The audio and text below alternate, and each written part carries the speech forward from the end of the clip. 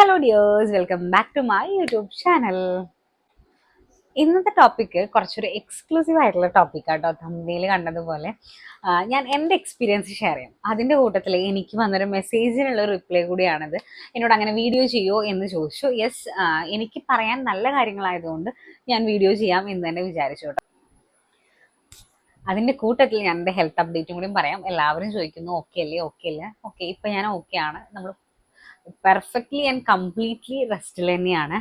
ഞാൻ ഈ വീടിൻ്റെ മുറ്റത്തോട്ട് ഇറങ്ങുന്നത് ഹോസ്പിറ്റലിൽ പോകാനും സ്കാനിങ് ചെയ്യാൻ പോകാൻ വേണ്ടി മാത്രമാണ്. അല്ലാത്ത സമയം ഞാനിതേ ഈ റൂമും ഇതുമാണ് ഇപ്പം എൻ്റെ ലോകം.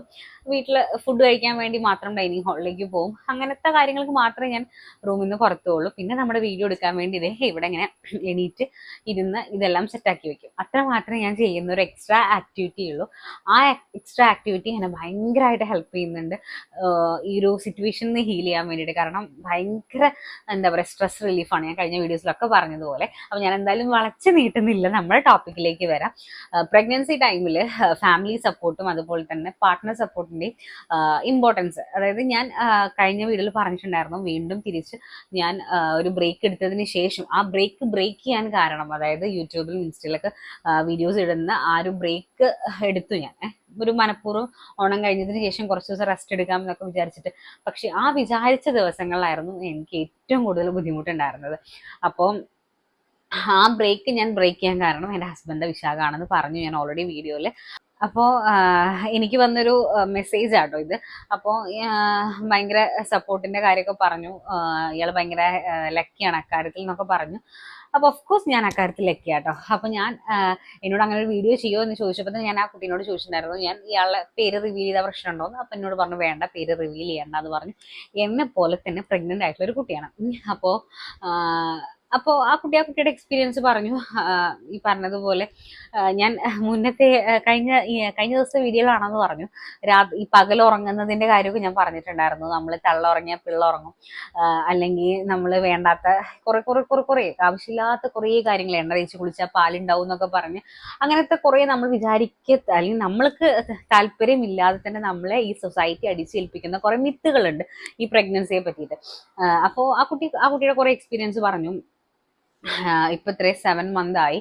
ഇതുവരെ എന്താ പറയുക, അതായത് ആ കുട്ടിയുടെ ഒരു ഇമോഷൻ കൺസിഡർ ചെയ്തിട്ട്, അല്ലെങ്കിൽ ആ കുട്ടിയുടെ ഇമോഷണൽ ചേഞ്ചസ് കൺസിഡർ ചെയ്തിട്ട് ആരും കുട്ടിയോട് പെരുമാറിയിട്ടില്ല. എല്ലാം ഈ പറഞ്ഞതുപോലെ മുൻധാരണ വെച്ചിട്ടാണ് അവളോട് പെരുമാറുന്നതും സംസാരിക്കുന്നതും രീതിയൊക്കെ.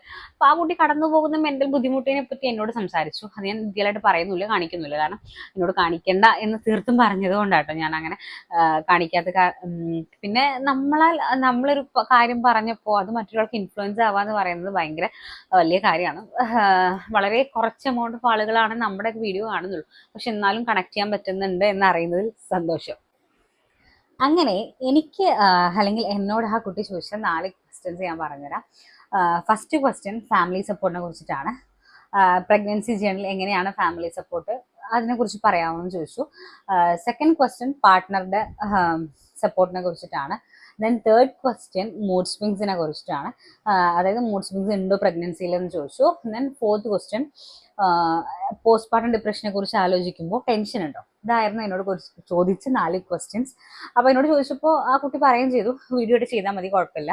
അപ്പോൾ നമ്മൾ അങ്ങനെയല്ലല്ലോ, നമ്മൾ ഒരാൾ നമ്മളോട് പേഴ്സണൽ ക്വസ്റ്റ്യൻ ചോദിക്കുമ്പോൾ നമ്മൾ ആൻസർ ചെയ്യണമല്ലോ. അപ്പോൾ എന്നെ കൊണ്ട് പറ്റുന്ന പോലെയൊക്കെ ഞാൻ ആ കുട്ടിക്ക് റിപ്ലൈ കൊടുത്തു. അപ്പോൾ എനിക്ക് തോന്നുന്നു നല്ലൊരു ടോപ്പിക്കാണ്, അപ്പോൾ നിങ്ങളോടും കൂടി സംസാരിക്കാം എന്ന് വിചാരിച്ചു. അപ്പോൾ അങ്ങനെയാണ് നമ്മുടെ ഈ ഒരു വീഡിയോ എടുക്കാനുള്ള പ്ലാൻ തന്നെ വന്നത്. അപ്പോൾ നമുക്ക് നമ്മുടെ ഫസ്റ്റ് ക്വസ്റ്റ്യനുള്ള ആൻസർ, അതായത് ഫാമിലി സപ്പോർട്ട് എങ്ങനെയാണെന്നുള്ളത്. അപ്പോൾ ഫാമിലി എന്ന് പറയുമ്പോൾ 2 സൈഡ് ഉണ്ടല്ലോ, ഹസ്ബൻഡിൻ്റെ സൈഡും വൈഫിൻ്റെ സൈഡും. അങ്ങനെയല്ലേ നമ്മൾ പ്രഗ്നൻസി സമയത്ത് സപ്പോർട്ടിൻ്റെ കാര്യം സംസാരിക്കും. അപ്പോൾ എൻ്റെ സൈഡിൽ നിന്നുള്ള കാര്യം ഞാൻ പറയാം. എൻ്റെ ഇവിടെ അച്ഛനും അമ്മയും അനിയനും 3 പേരാണുള്ളത്. എൻ്റെ അച്ഛനും അമ്മയ്ക്കും എന്നോട് മുന്നേ ഉണ്ടായിരുന്നതിനേക്കാൾ കൂടുതൽ എന്താ പറയുക, കെയറിങ്ങും എല്ലാ കാര്യങ്ങളും. ഇപ്പോൾ രാവിലെ എണീറ്റ് വരുമ്പോഴത്തേക്കും അച്ഛൻ എന്തെങ്കിലുമൊക്കെ ഒന്നെങ്കിൽ ഇളനീരോ അല്ലെങ്കിൽ എന്തെങ്കിലും ഫ്രൂട്ട്സ് ഒക്കെ കട്ട് ചെയ്ത് വെച്ചിട്ടുണ്ടാവും. അമ്മ അതുപോലെ തന്നെ ഇങ്ങനെ അലാറം വെച്ച പോലെയാണ് എന്നെ വിളിച്ചുണർത്തി ഭക്ഷണമൊക്കെ തരുന്നത്. അതായത് എനിക്ക് കല്യാണത്തിന് മുന്നേയും ലങ്സിന് ഇൻഫെക്ഷൻ ആയിട്ട് ഞാൻ ഹോസ്പിറ്റലൈസിലൊക്കെ ആയിരുന്നു. ആ സമയത്തും എന്താ പറയുക, അവരെന്നെ എങ്ങനെയാണോ കൊണ്ടുവരുന്നത് അതിൻ്റെ ഇരട്ടി എന്താ പറയുക ശ്രദ്ധയോട് കൂടിയിട്ടാണ് എന്നെ അവർ കെയർ ചെയ്യുന്നത്. ഒബ്വിയസ്ലി നമ്മുടെ പാരൻസ് അങ്ങനെ തന്നെ ആയിരിക്കുമല്ലോ. അപ്പോൾ പിന്നെ ഫാമിലി സപ്പോർട്ട് എന്നുള്ള ക്വസ്റ്റ്യൻ എന്താ പറയുക, അതിന് എങ്ങനെ ഞാൻ പറയണത് എനിക്കറിയില്ല കേട്ടോ. എനിക്ക് ഭയങ്കര സപ്പോർട്ടാണ്. ഞാൻ അങ്ങനെ തന്നെ പറയാം, അതാണ് നല്ലത്. ഇങ്ങനെ എടുത്തെടുത്തെടുത്ത് പറയുന്നേക്കാൾ നല്ല ബെറ്റർ. നല്ല സപ്പോർട്ടാണ്. എന്നെ ഇങ്ങനെ വയ്യാതെ ആവുന്ന സമയത്ത് എന്നെ കുറ്റപ്പെടുത്തുമോ അങ്ങനത്തെ പ്രശ്നങ്ങളൊന്നും എനിക്ക് ഇതുവരെ ഫീൽ ചെയ്യേണ്ടി വന്നിട്ടില്ല. പിന്നെ ഉള്ളത് എൻ്റെ ബ്രദറാണ്. ഞങ്ങൾ എല്ലാ normal sister and brother bonding തന്നെയാണ്. അടികൂടും, തല്ലുണ്ടാക്കും, വഴക്കുണ്ടാക്കും ഒക്കെ ചെയ്യാറുണ്ട്. പക്ഷെ ഇപ്പോൾ ഞാൻ പ്രഗ്നന്റ് ആയതിനു ശേഷം അങ്ങനെയൊന്നുമില്ല. ഞാൻ എന്തെങ്കിലും കാര്യം പറഞ്ഞാൽ അവൻ അത് അപ്പം തന്നെ ചെയ്തു തരും. അങ്ങനെയാണ്. വേറെ അതായത് എൻ്റെ വീട്ടിൽ നിന്നുള്ള ഈ മൂന്നാളുകളുടെ സപ്പോർട്ട് 100% ഞാൻ ഭയങ്കര കംഫർട്ടബിൾ ആണ്. പിന്നെ എൻ്റെ സൈഡ് എന്ന് പറയുന്ന സമയത്ത് എനിക്ക് ഒഴിവാക്കാൻ പറ്റാത്ത വേറെയും കുറച്ച് ആളുകളുണ്ട്. എൻ്റെ കസിൻസ്, അതായത് എൻ്റെ വല്യമ്മയുടെ മക്കള്, ചേച്ചിമാര്, ദീപ ചേച്ചിയും തന്നെ ചേച്ചി. എൻ്റെ വീഡിയോ ഫസ്റ്റ് മുതൽ കാണുന്നവർക്ക് അറിയുന്നുണ്ടാവും, അജു. അപ്പം അജുവിൻ്റെ അമ്മയാണ് ദീപ ചേച്ചി. ദീപ ചേച്ചിയുടെ അനിയത്തിയാണ് ധന്യ ചേച്ചി. രണ്ടുപേരും അങ്ങോട്ട് വിളിച്ചില്ലെങ്കിലും അവർ രണ്ടുപേരും ഇങ്ങോട്ട് വിളിച്ചിട്ട് നമ്മുടെ എല്ലാ കാര്യങ്ങളും, എൻ്റെ കാര്യങ്ങൾ ഫുൾ ചോദിച്ചറിയും. ചോദിച്ചറിയലും മാത്രമല്ല കേട്ടോ, എത്രയോ തവണ ഞാൻ പ്രഗ്നന്റ് ആയതിനു ശേഷം അവർ വന്നു. ഞാൻ പ്രഗ്നന്റ് ആയിട്ട് ദീപശേഷിയുടെ അടുത്ത് പോയി നിൽക്കുകയും ചെയ്തു. വിഷുവിൻ്റെ ഒക്കെ സമയത്ത് ഞാൻ ദീപശേഷിയുടെ അടുത്ത് പോയി ഒരു 4-5 ദിവസം നിൽക്കുകയൊക്കെ ചെയ്തിട്ടുണ്ടായിരുന്നു. എനിക്ക് അത്രയും എന്താ പറയുക വേണ്ടപ്പെട്ട 2 ആളുകളാണ്. അതുപോലെ തന്നെയാണ് ടാജും. എപ്പോഴും ഈ പറഞ്ഞ പോലെ മിക്കവാറും അവൻ വിളിച്ചുകൊണ്ടിരിക്കും, ഓക്കെ അല്ലേ, അങ്ങനെ ചെയ്യണ്ട, ഇങ്ങനെ ചെയ്യണ്ട, അങ്ങനെ ചെയ്തോളൂ, ഇങ്ങനെ ചെയ്തോളൂ എന്നൊക്കെ പറഞ്ഞിട്ട്. അപ്പോൾ അവർ രണ്ടുപേര്.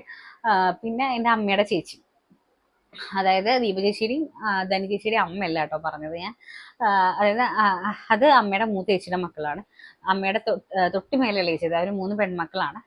5 അമ്മമാരും 3 പെൺമക്കളുമാണ്. അപ്പോൾ സെക്കൻഡ് ചേച്ചി വല്യമ്മ എന്ന് പറയും. വല്യമ്മ ഈ പറഞ്ഞ പോലെ ഒന്നരാടം വിളിച്ച് കാര്യങ്ങളൊക്കെ അന്വേഷിക്കും. പിന്നെ എന്താ പറയാ, അമ്മായിമാരും മാമന്മാരും എല്ലാവരും എൻ്റെ സൈഡിൽ നോക്കുമ്പോൾ എനിക്ക് ഭയങ്കര സപ്പോർട്ടീവാണ്. ഭയങ്കര എന്താ പറയാ, എനിക്ക് ഇതുവരെ ഒരു നോട്ടം കൊണ്ടോ സംസാരം കൊണ്ടോ എനിക്കൊരു സ്ട്രെസ് ഫീൽ ചെയ്തിട്ടില്ല. അത്രയും കംഫർട്ടബിൾ ആണ് ഇവിടെ എൻ്റെ സൈഡ്. പിന്നെ വിശാഖിൻ്റെ സൈഡ്, ഞാൻ എൻ്റെ എല്ലാ വീഡിയോസിലും മിക്ക വീഡിയോസിലും അമ്മ ഉണ്ടാവാറുണ്ട് കല്യാണത്തിന് ശേഷമുള്ളതിൽ. എന്ന് വെച്ചാൽ അത്രയും സപ്പോർട്ടീവാണ്. എൻ്റെ വീട്ടിലാണെങ്കിൽ എൻ്റെ അച്ഛനും അമ്മയ്ക്കും അവരൊന്നും വീഡിയോയിൽ ഉൾപ്പെടുന്ന ഇഷ്ടമില്ലാത്ത ആളുകളാണ്. അപ്പോൾ അവിടുന്ന് അത്രയും സപ്പോർട്ടീവാണത്. ഞാൻ കല്യാണം കഴിഞ്ഞ് പോയ അന്ന് മുതൽ, അതായത് അത് പ്രഗ്നന്റ് ആയതിനു ശേഷം ഉള്ളതല്ല, പ്രഗ്നന്റ് ആവുന്നേക്കാൾ മുന്നേ തന്നെ നല്ല സപ്പോർട്ടീവാണ്. അത് അമ്മയാണെങ്കിലും അച്ഛനാണെങ്കിലും. ഇപ്പം ഞാൻ മുന്നത്തെ വീഡിയോയിൽ കണ്ടിട്ടുണ്ടാവും അച്ഛൻ എന്നെ കാണാൻ വന്നത്. അച്ഛൻ വന്നിട്ട് എനിക്ക് കുറേ സാധനങ്ങളൊക്കെ കൊണ്ടുവന്ന് തന്നു. അതുപോലെ തന്നെയാണ് അമ്മയ്ക്ക് വരാൻ പറ്റില്ലെങ്കിലും അമ്മ എന്തെങ്കിലും വിഷയം അതിൻ്റെ അടുത്ത് കൊടുത്തയക്കും. അതായത് അച്ഛനും അമ്മയും വർക്കിംഗ് ആണ്, അവിടെ എന്നും നമുക്ക് വരാൻ പറ്റില്ലല്ലോ. അപ്പം അതുകൊണ്ട് മിക്കവാറും ഒഴിവുള്ള സമയങ്ങളിലൊക്കെ അച്ഛനമ്മയും വരാറുണ്ട്. ഞാൻ എൻ്റെ വീട്ടിലാണ്, എന്നിട്ട് പോലും ഈ പറഞ്ഞ പോലെ എന്നും വിളിക്കാന്ന് പറഞ്ഞ ദിവസത്തിൽ ഇപ്പോൾ 1, 2, 3 തവണയൊക്കെ ഞാനും അമ്മയും അങ്ങോട്ടും ഇങ്ങോട്ടും വിളിക്കുന്ന ആളുകളാണ്. പിന്നെ ഒബ്വിയസ്ലി അവിടെ 3 ആൺകുട്ടികളാണ്, ഞാൻ ഒറ്റ പെൺകുട്ടിയാണ്. ഇപ്പോൾ ഇനി വിശാഖിൻ്റെ അനിയൻ്റെ വൈഫും കൂടിയും വരണം. അപ്പോൾ ഞങ്ങൾ 2 പേരായി. അപ്പോൾ എന്തായാലും 3 ആൺകുട്ടികളുടെ ഇടയിലേക്ക് ഞാനൊരു പെൺതരി പോയതാണല്ലോ. അപ്പോൾ സ്വാഭാവികമായിട്ടും എനിക്ക് ഭയങ്കര എന്താ പറയാ, ഒരു ക്യൂൻ എഫക്റ്റ് ആയിരുന്നു അവിടെ. അത് എന്താ പറയാ, നമ്മൾ എങ്ങനെയാണോ നിൽക്കുന്നത് അതുപോലെ തന്നെയാവും കേട്ടോ. നമ്മൾ നിൽക്കുന്ന സ്ഥലവും ബ്യൂട്ടിഫുൾ ആക്കുക എന്നുള്ളത് നമ്മുടെയും കൂടെ കടമയാണല്ലോ. എന്തായാലും അവിടുത്തെയും എന്താ പറയുക അറ്റ്മോസ്ഫിയർ, അല്ലെങ്കിൽ അവിടുത്തെയും ഫാമിലി സപ്പോർട്ട് എന്ന് പറയുന്നത് 100% ഞാൻ ഭയങ്കര സാറ്റിസ്ഫൈഡ് ആണ്. പിന്നെ വിശാഖിൻ്റെ 2 അനിയന്മാരാണെങ്കിലും ഈ പറഞ്ഞ പോലെ ഞങ്ങൾ 4 പേരും ഫ്രണ്ട്സ് പോലെയാണ്. എല്ലാവിധ സപ്പോർട്ടും അവരുടെ സൈഡിൽ നിന്നുണ്ട്. ഫാമിലി സപ്പോർട്ടിന്റെ കാര്യം എനിക്ക് ഇങ്ങനെയാണ് പറയുന്നത്. അപ്പോൾ ഫാമിലി സപ്പോർട്ടിന്റെ ക്വസ്റ്റ്യനോടുള്ള ആൻസർ ഇതാണ്.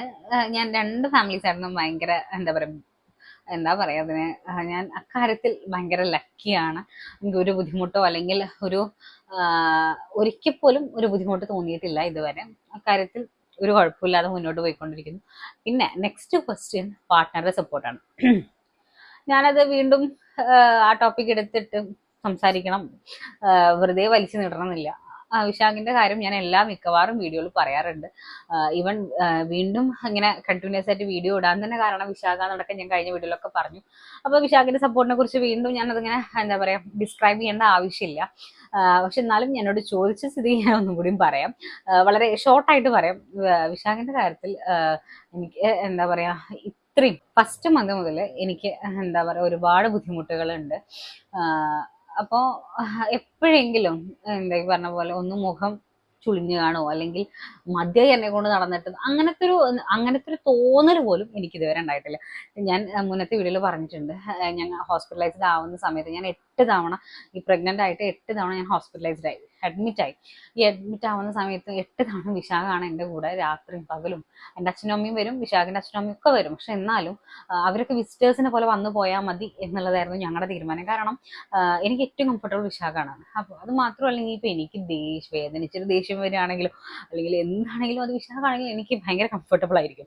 അപ്പോൾ ഇനിയിപ്പോൾ ദേഷ്യം പിടിച്ചാലും വിശാഖിനോടല്ലേ ദേഷ്യം പിടിക്കുന്നത്, അപ്പോൾ അതുകൊണ്ട് അത്ര വലിയ കുഴപ്പമൊന്നും ഉണ്ടാവില്ല. അപ്പോൾ അങ്ങനത്തെ സിറ്റുവേഷനിൽ പോലും എൻ്റെ കൂടെ നിൽക്കുന്ന ഒരാളാണ്. അപ്പോൾ ആളെ കുറിച്ച്, പാർട്ട്ണറുടെ സപ്പോർട്ടിനെ കുറിച്ച് ഞാനിങ്ങനെ ബ്ലാ ബ്ലാ ബ്ലാ ബ്ലാ പറഞ്ഞ് വെറുതെ വലിച്ചു നീട്ടേണ്ട ആവശ്യമില്ല. വിശാഖിൻ്റെ കാര്യത്തിലും ഭയങ്കര പക്കയാണ്. മേ ബി, അതായത് നെക്സ്റ്റ് ക്വസ്റ്റ്യൻ ഉണ്ടല്ലോ, ഈ 3rd ക്വസ്റ്റ്യൻ, മൂഡ് സ്വിങ്സ് ഉണ്ടാവുന്നുള്ളത്. എനിക്ക് മൂഡ് സ്വിങ്സ് എൻ്റെ പ്രഗ്നൻസിയിൽ ഇല്ലാത്തതിൻ്റെ കാരണം ഫസ്റ്റ് റീസൺ വിശാഖ കേട്ടോ. കാരണം അത്രയും സപ്പോർട്ടീവ് ആയിട്ടുള്ള ഒരു ഹസ്ബൻഡാണ് വിശാഖ്. ഞാൻ പറയട്ടെ, ഒരു എന്താ പറയുക, ആധികാരികതയ്ക്ക് ഹസ്ബൻഡ് എന്നോ അങ്ങനൊന്നും പറയേണ്ട ആവശ്യമുണ്ടോയെന്ന് വെച്ചാൽ എനിക്കറിയില്ല. എൻ്റെ ബെസ്റ്റ് ഫ്രണ്ടാണ് വിശാഖ്, അങ്ങനെ വേണം ആൻസർ ചെയ്യാൻ. അപ്പോൾ അതുകൊണ്ട് തന്നെ നമുക്ക് ഈ പറഞ്ഞ മാതിരി ഹസ്ബൻഡ് വൈഫ് എന്നുള്ളൊരു അങ്ങനെ ഒരു ബൗണ്ടറി ഇല്ലാത്തത് കൊണ്ട് തന്നെ നമുക്ക് എല്ലാ കാര്യങ്ങളും വളരെ ഓപ്പൺ ആയിട്ട് സംസാരിക്കാൻ പറ്റും. എന്ത് തെണ്ടിത്തരാണെങ്കിലും ഞങ്ങൾ അങ്ങോട്ടും ഇങ്ങോട്ടും ഷെയർ ചെയ്യുന്ന ആളുകളാണ്. അത് ഫ്രണ്ട്സ് ആയിരുന്ന കാലം മുതലേ അങ്ങനെ തന്നെയാണ്. അപ്പം അതുകൊണ്ട് വിശാഖിൻ്റെ സപ്പോർട്ടിനെ കുറിച്ചിട്ട് ഞാൻ ഇനിയും കൂടുതൽ വലിച്ചു നീട്ടി പറയേണ്ട ആവശ്യമില്ല. വിശാഖിൻ്റെ കാര്യത്തിൽ ഞാൻ 100 അല്ല 200 തവണ സാറ്റിസ്ഫൈഡ് ആയിട്ടുള്ള ആളാണ്. 200% അല്ലെങ്കിൽ 1000% പക്കയായിട്ടുള്ള ഒരു ഹസ്ബൻഡാണ്, അല്ലെങ്കിൽ പക്കയായിട്ടുള്ള ഒരു പാർട്ട്ണറാണ് വിശാഖ്. ദെൻ 3rd ക്വസ്റ്റ്യൻ ഞാൻ ആൻസർ ചെയ്യാൻ ഓൾറെഡി പറഞ്ഞു കഴിഞ്ഞു. എനിക്ക് മൂഡ് സ്വിങ്സ് ഇല്ല എൻ്റെ പ്രഗ്നൻസിയിൽ. സോ അതിനെപ്പറ്റി കാര്യമായിട്ട് സംസാരിക്കാൻ ഞാൻ ആളല്ല. എനിക്ക് മൂഡ് സ്വിങ്സ് ഇല്ലാത്തതിൻ്റെ കാരണം ഞാൻ ഈ പറഞ്ഞ പോലെ എൻ്റെ പ്രഗ്നൻസിയിൽ എത്ര വയ്യാതെയാണെങ്കിലും ഞാൻ ആക്റ്റീവ് ആയിരുന്നു. പിന്നെ സെക്കൻഡ്, ഞാൻ പറഞ്ഞല്ലോ, ഫാമിലി ആൻഡ് പാർട്ട്ണറുടെ സപ്പോർട്ട്, അത് വളരെ ഇമ്പോർട്ടൻ്റ് ആയിട്ടുള്ള ഒരു കാര്യമാണ്. അതുള്ളത് കൊണ്ടായിരിക്കാം എനിക്ക് മൂഡ് സ്വിങ്സ് വരാത്തത്.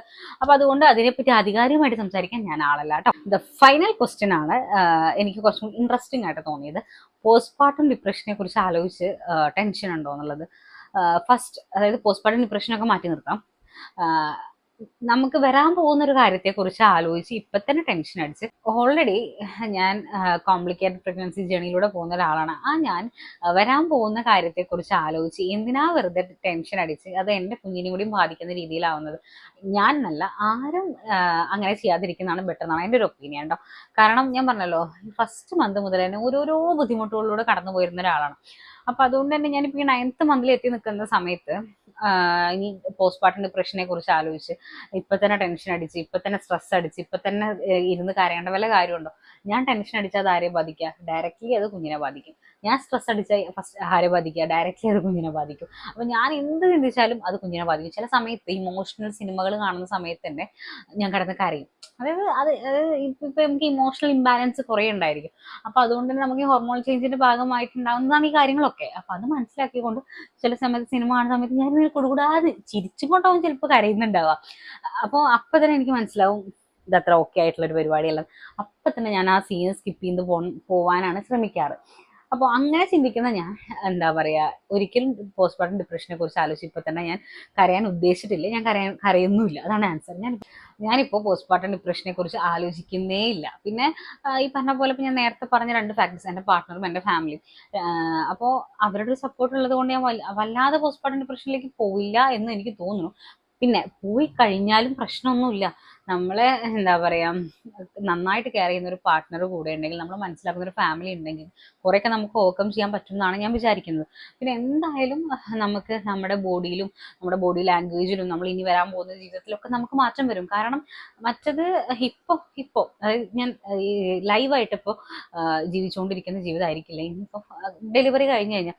കാരണം ഇവിടെ എൻ്റെ അമ്മ അല്ലെങ്കിൽ വിശാഖിൻ്റെ അമ്മ എന്താ പറയുക, എനിക്ക് എന്തെങ്കിലും വയ്യാതെയാകുമ്പോൾ എൻ്റെ അടുത്ത് വന്നിരുന്ന് ഉറങ്ങിക്കോ അല്ലെങ്കിൽ കിടന്നു റെസ്റ്റ് എടുത്തോ എന്നൊക്കെ പറയുന്ന സമയത്ത് എനിക്കിപ്പോൾ അത് ചെയ്യാം. ഇനി ഡെലിവറി കഴിഞ്ഞിട്ടും എനിക്ക് എന്തെങ്കിലും വയ്യായ്കകൾ ഉണ്ടെങ്കിൽ എനിക്ക് കുഞ്ഞിനെ കൺസിഡർ ചെയ്യാതെ എൻ്റെ കാര്യം മാത്രം നോക്കാൻ പറ്റുമോ?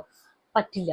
കാരണം ഫീഡ് ചെയ്യുന്ന മദറാണ്. സോ നമുക്ക് നമ്മുടെ കാര്യങ്ങൾ പിന്നെ എന്തായാലും കുഞ്ഞിനൊരു 1.5-2 വയസ്സാവുന്നത് വരെ മോസ്റ്റ് ഡിപ്പെൻഡ് ആയിട്ട് നമ്മൾ കുഞ്ഞിനെ ഡിപ്പെൻഡ് ചെയ്തിട്ടായിരിക്കും നമ്മുടെ കാര്യങ്ങളൊക്കെ മുന്നോട്ട് പോയിക്കൊണ്ടിരിക്കുന്നത്. അപ്പോൾ എന്തായാലും നമ്മളടുത്ത് കുറച്ചെങ്കിലും ഈ പറഞ്ഞതുപോലെ നമ്മുടെ മെൻ്റലി ഉള്ള തോട്ട്സിലൂടെ കുറേ ബുദ്ധിമുട്ടുകളും കുറേ പ്രയാസങ്ങളും കുറേ അപ്സ് ആൻഡ് ഡൗൺസ് ഒക്കെ കടന്നു പോകും. ഇതൊക്കെ മനസ്സിലാക്കിയിട്ട് ഉൾക്കൊണ്ടിട്ടല്ലേ നമ്മൾ ഒക്കെ ഉൾക്കൊണ്ടിട്ടാട്ടോ ഞാൻ ക്യാരി ചെയ്യാൻ തീരുമാനിച്ചിട്ടുള്ളത്. അതുകൊണ്ട് തന്നെ പോസ്റ്റ്പാർട്ടം ഡിപ്രഷനെ കുറിച്ച് ആലോചിച്ചിട്ട് ഞാൻ ഇപ്പം എന്തായാലും ആദ്യം കിട്ടുന്നില്ല. അത് വരുന്നിടത്ത് വെച്ച് കാണാം. ഇനി വന്നാലും പ്രശ്നമൊന്നുമില്ല. ഇത്രയും എന്താ പറയാ ആധുനിക ഒരു സമൂഹത്തിൽ ജീവിക്കുന്ന സമയത്ത് ആധുനിക ഫെസിലിറ്റീസ്, അതായത് അപ്പോൾ വീഡിയോ ഇനി ഞാൻ വലിച്ചു നീട്ടുന്നില്ല. ഞാൻ എന്നോട് ചോദിച്ച ചോദ്യങ്ങൾക്കുള്ള ആൻസർ എന്നെ കൊണ്ട് പറ്റുന്ന പോലെ ആൻസർ ചെയ്തു തന്നെയാണ് ഞാൻ വിശ്വസിക്കുന്നത്. അപ്പോൾ നിങ്ങളുടെ പ്രഗ്നൻസി ജേർണിയിലും നിങ്ങൾക്ക് ഇതുപോലത്തെ അനുഭവങ്ങളും ഇതുപോലത്തെ നിങ്ങളുടെ അനുഭവങ്ങൾ ഷെയർ ചെയ്യാനൊക്കെ ഉണ്ടാവും. നിങ്ങളുടെ അനുഭവങ്ങൾ എന്തായാലും താഴെ ഷെയർ ചെയ്യൂ കേട്ടോ, കമൻറ്റ് ബോക്സിൽ. അപ്പോൾ ഇനി പ്രഗ്നൻ്റ് ആകാൻ പോകുന്ന ആളുകൾക്കും ഈ പറഞ്ഞ കാര്യങ്ങളൊക്കെ ചിലപ്പോൾ നമ്മൾ എന്താ പറയുക പിന്നീട് കണക്ട് ചെയ്യാൻ പറ്റും. അതുപോലെ തന്നെ പ്രഗ്നൻസി ജേർണിയിൽ കൂടെ പോയിക്കൊണ്ടിരിക്കുന്ന ആളുകൾക്കും ഇതൊക്കെ കണക്ട് ആവും. അപ്പോൾ എന്തായാലും നല്ലൊരു ടോപ്പിക്കാണ് എന്നോട് സംസാരിക്കാൻ പറഞ്ഞതെന്ന് തോന്നിയ കാരണം കേട്ടോ ഞാൻ ഈ ഇതിൽ സംസാരിച്ചത്. അപ്പോൾ വീഡിയോ ഞങ്ങളുടെ വൈൻഡപ്പ് ചെയ്യണം. അപ്പോൾ വീഡിയോ നിങ്ങൾക്ക് ഇഷ്ടപ്പെട്ടാൽ ലൈക്ക് ചെയ്യാനും ഷെയർ ചെയ്യാനും സബ്സ്ക്രൈബ് ചെയ്യാനും മറക്കണ്ട. അപ്പോൾ നമുക്ക് നെക്സ്റ്റ് വീഡിയോയിൽ കാണാം. അതുവരെയും ടാറ്റാ.